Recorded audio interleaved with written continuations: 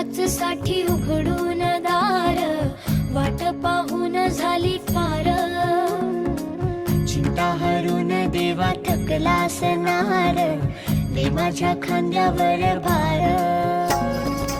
थोडा इथं टेकून जा, घास खाऊन